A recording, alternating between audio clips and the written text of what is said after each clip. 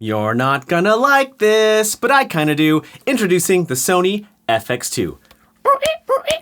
First of all, this video is not sponsored by Sony. This is simply a first impressions of the Sony FX2, nothing more, nothing less. Second, I already know you're not gonna like this camera because it's not the FX3 Mark II, it doesn't have open gate, blah blah blah blah blah. Calm down. But just like pretty much every single gear, there's a lot of good things going for the Sony FX2 as well as a lot of quirks, like this and this. Internal ND? No, it's not. We'll talk about that later, but first we have to answer the most important question, and that is, who is this camera for? Well, nerds, just imagine a line. In fact, I'll go put it up. Whoop!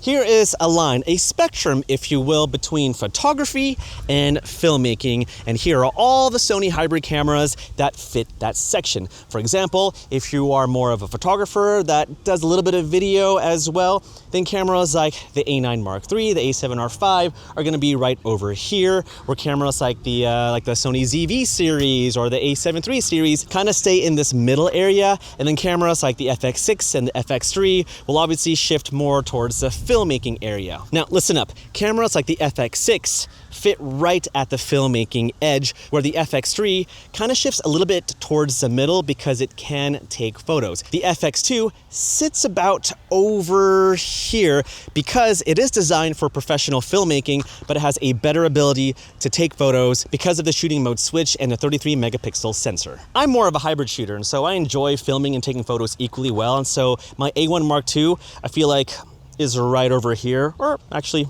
more over here. It's a better photography camera than it is video, but it takes excellent video. And so yeah, A1 Mark II sits over here, FX2 somewhere over here. good job, Sid, I knew you could do it. Now let's give you a tour of the camera itself. The Sony FX2 looks exactly the same as the FX3 with, of course, the added EVF. More on that later. You've got 5 1/4-20 mounts in total, 2 on the top, 1 on the side, and 2 on the bottom. The top buttons are the same as the FX3 and FX30, but the buttons on the back are a little bit different. The power switch is now in the middle versus the left side on the FX3 and FX30. There's now a shooting mode switch, which actually makes it quick and easy to switch between video and photography. The menu button is conveniently on the shooting mode switch. Next to it is the function button, and next to that is the home button, which displays the big 6 menu where you can quickly access frequently adjusted settings like frame rate, ISO, shutter, f-stop, color profile, and white balance. Oh, and fun fact, this is the same big 6 menu found on the Sony Venice camera. And that's what Sony's trying to do with the FX2, is trying to align it more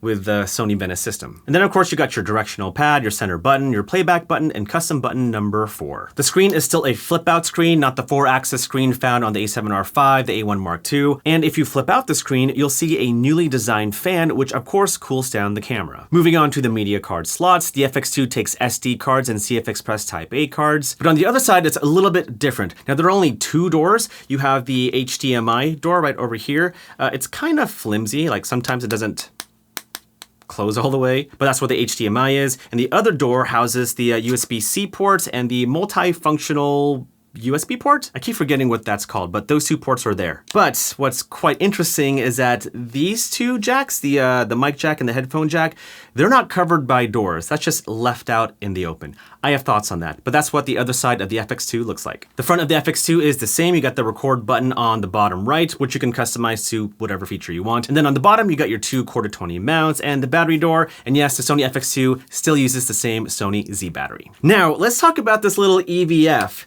It's quite a chunker. It's actually bigger than I thought. And at first, I didn't really like it because it just protruded way too much. I almost feel like it should retract and expand. I don't know. All right, so here's the EVF on the Sony FX2, and it's actually quite useful, especially the fact that you can tilt it.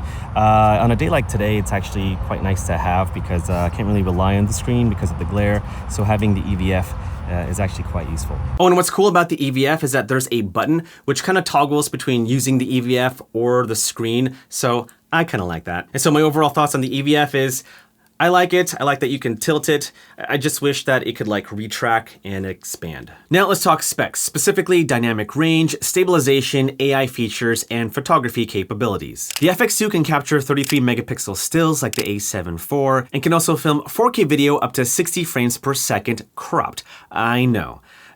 I know. The FX2 also shares the same first base ISO of 800. However, its second base ISO is slightly higher at 4000 compared to 3200 on the A7 IV. All right, so now we're gonna do a low light test with the Sony FX2 and really see how the two base ISOs perform. ISO 200, 250, 320, 400, 500, 640, 800. All right, that's the first base ISO. 1000, 1250, 1600, 2000, 2500, 3200, 4000. All right, second base ISO kicking in.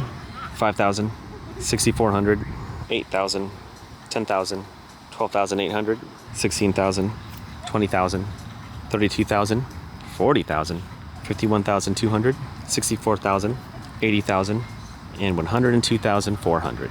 A really cool feature of the Sony FX2 is that it now has the same vertical display rotation from the Sony ZV-E10 Mark II. This is actually really great to see your information when you're filming vertical content. Also, what's great on the FX2 is the improved stabilization. It now adds dynamic active stabilization, which is very handy for getting smooth handheld shots. All right, so now we're gonna compare the stabilization between standard active and dynamic active.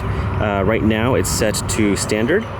Now we're in active, and now we're in dynamic active stabilization.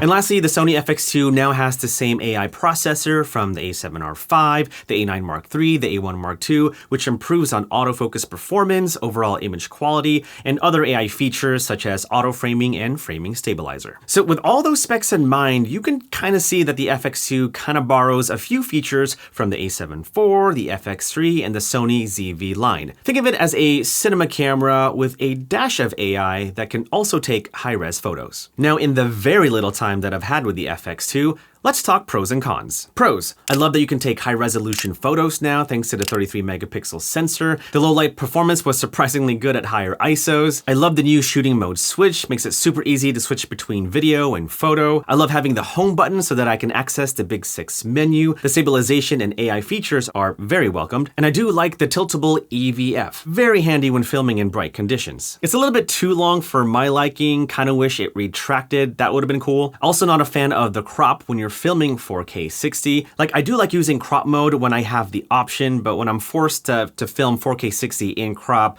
that's kind of a bummer. I'm also not a fan of the lack of doors for the audio jacks. Not sure how the camera is gonna fare out if you take it to the desert. I mean, it is convenient just to plug in your mic and headphones without opening the door, but still, it might be a vulnerability. And other than the tiltable EVF, there's not really anything exciting or revolutionary about the FX2. I mean, it's just borrowing features from certain cameras into the FX line. And with that, I can kind of see why people might be frustrated with this camera, but maybe that's the point. Maybe the FX2 is designed to bring the FX line up to date with recent Sony cameras and potentially save the big surprises for the FX3 Mark II.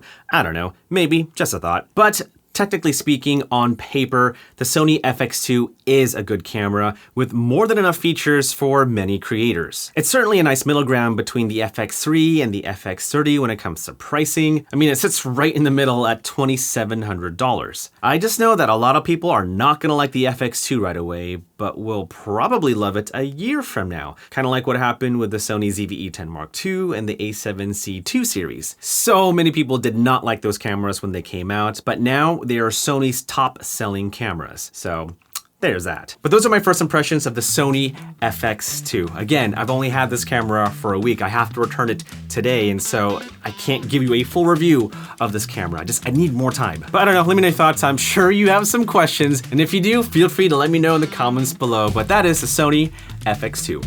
If you're looking for the Sony a7 IV cosplaying as the FX3, then this camera is for you. If you're looking for an FX3 that's kind of mid, then this camera is for you. If you like OpenGate, this camera is not for you. If you like pineapple on your pepperoni pizza, then this camera is for you.